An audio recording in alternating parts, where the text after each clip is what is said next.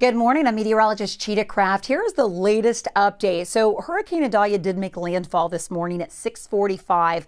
This is near Perry, Florida. So we're talking right in the central portion of the Big Bend area. If you're familiar with Florida, it made landfall as a Category 3, a very powerful Category 3 hurricane right now. So live look at our satellite and radar loop here. Maximum sustained winds at 120 miles per hour, still moving. I mean, racing northeast around 18 miles per hour. So even as it continues to race northward, it's expected to hold its strength for a little while. So a major hurricane did make landfall. Now you can see that tight eye wall circulation just cross shore. It wobbled back and forth just a little bit here. And this radar loop was over the past 2 hours.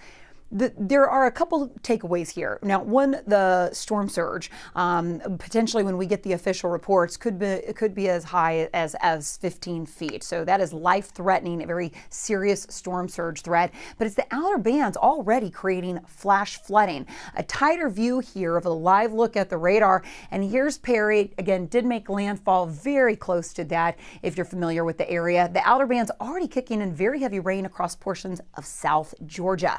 So not only was there that storm surge threat, the flash flooding, but now we're going to start to hear probably throughout the next 24 hours of tornado warnings. So we could see a tornado outbreak, severe weather impacted thanks to Hurricane Adalia. And that is typical, especially on landfalling tropical systems, areas east of the circulation. So again, we'll be monitoring that over the next 24 hours.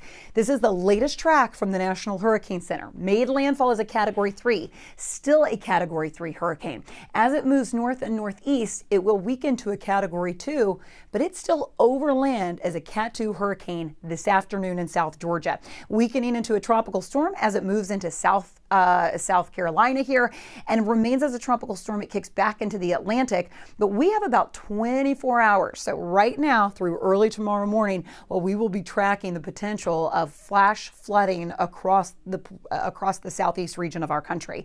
Once it moves back into the open waters of the Atlantic, it will keep its name, Idalia, as a tropical storm, and then we will see from there really towards the end of the week and maybe the weekend. Let's talk about the rain. So when we're looking at our code here, notice the orange to the red is indicating 3 to 5 inches of rain, and you can see that in some portions of the Panhandle.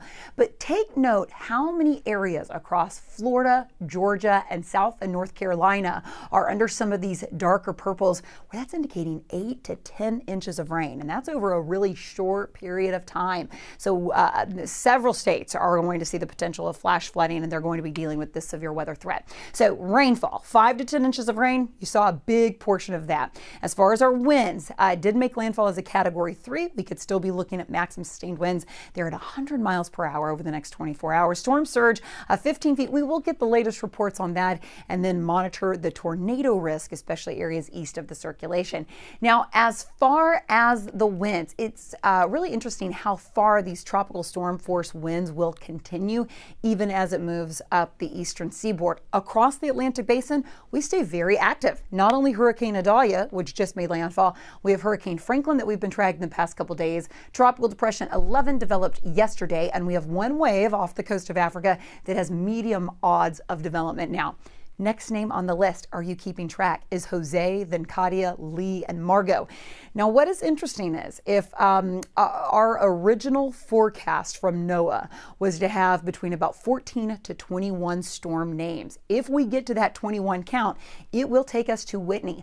And right now, again, we're about midway. Hurricane season officially peaks September the 10th, but we are entering into the true peak of hurricane season right now, and it is showing like that across the Atlantic. Here's a look at Hurricane Franklin. Still a Category 2. It is expected to move north and northeast, but it stays basically in the open waters there for a while. So again, September the 10th is the official peak of hurricane season, but it's been ramping up the past 2 weeks, so it's really right in line with the forecast. 14 to 21 tropical names are expected this year. Out of those, 6 to 11 hurricanes, and then out of that 6 to 11 count, we could be dealing with 2 to 5 major. What's interesting is with Idalia this morning, that already marked 2 major hurricanes. We had Franklin that was a major, it's been downgraded to a Cat 2, and then Hurricane Adalia, which was upgraded this morning at 4 a.m. So we have the latest on KHOU.com, and of course we'll continue to bring you any updates,